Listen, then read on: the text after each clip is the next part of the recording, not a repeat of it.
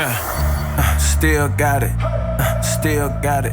Hey guys, welcome back to Mentoring Minutes with Josh Meow. I'm here with one of my students, AJ. AJ, welcome to our little Q&A session.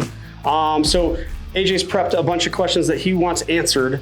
With me being the mentor, me being the expert, he's got stuff that he just needs answered. So here we go. We're going to dive right in. What do you got for me? All right. First question is, how do you find like-minded people to help grow your brand? Dang, all right, that's a good one. Honestly, one of my favorite people to network with or to work with is a guy that's not even in my space. He's a musician, but he's done some of the things that I've done. He's created content, he's created websites, he's done graphic design, but he's not doing that now because he's focusing on music. But I think that having him as a friend is always fun because we toss back ideas through each other, either over Facebook or Messenger. And I just like to keep those people close. So another one of my good friends, Brett, he owns a company. He doesn't do marketing, but he has a lot of great marketing ideas. And so sometimes he engages me, asking me questions with me being the expert. And sometimes he gives me motivation to come up with newer ideas for him and stuff like that. So I think just having conversations with people and not saying no to a quick coffee with somebody, you know what I mean? Like even if it's just virtual, I think it's important to keep up with those relationships and just keep building. Obviously, everybody that I've met throughout the world, I've got students, I've got clients, I've got lots of people that I engage with on a daily, weekly basis. And I think that, just having conversations fascinates me, getting into people's heads, not being afraid to go against the grain of a thought process is also kind of fun and inspiring sometimes. Not necessarily to troll people, but just to have a different viewpoint on something, and engaging in other people's different viewpoints is also awesome. So cool. All right. What else you got for me? Question number 2: how to network on and off the internet.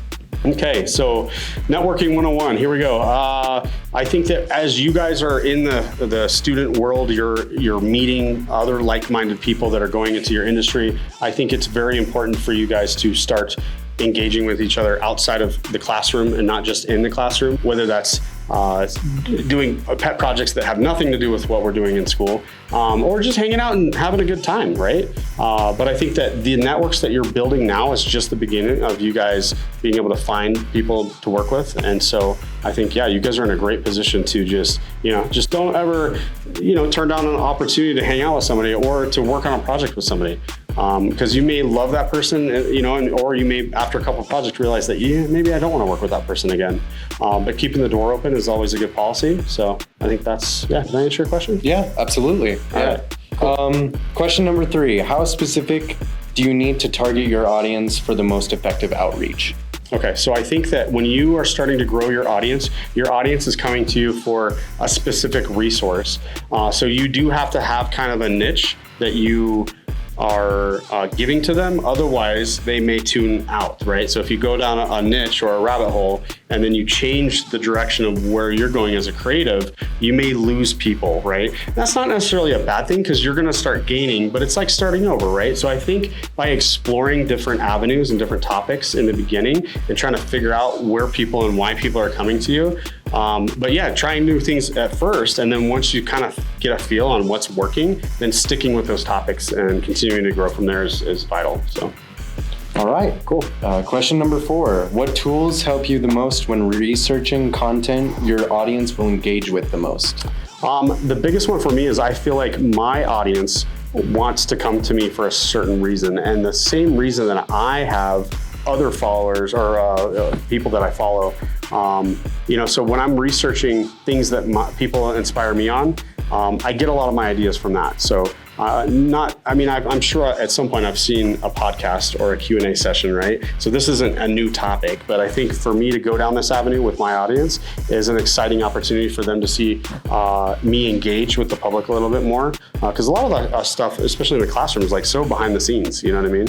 And I think this is cool because you guys have these questions, you guys have an eagerness to want to create a brand or create a company and get jobs and work with people in filmmaking and design and stuff like that. So I think just following the people that you like to follow and building your brand around that is fine. I mean, getting content ideas. I mean, some of my favorite tools to use when I'm creating content I like to use Trello to organize all my content.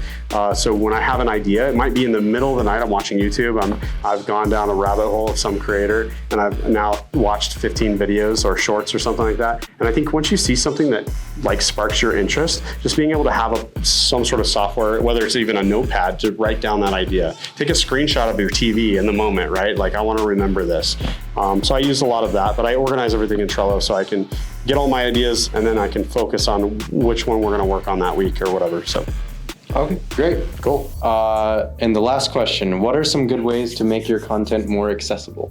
I think that being open-minded to having multiple social media channels is super important. Sometimes we get very nervous of putting ourselves out there in the public. And so practicing public speaking, practicing doing content videos like this, even if you're just turning your phone around and talking to somebody, even though no one's there, I think that's the easiest thing. But yeah, just making yourself accessible to social media. I know some people that want to keep everything private, and that's fine, because you could have a private version of your social media, but then you can have a public version where this is my brand, this is what I talk about to the public. But I think it's okay to have multiple accounts and use them for different things. So, cool. AJ, thanks for the mentoring minutes. Of course, and, thank you for mentoring me. And yeah, we'll come back to you guys with another episode. Thank you guys.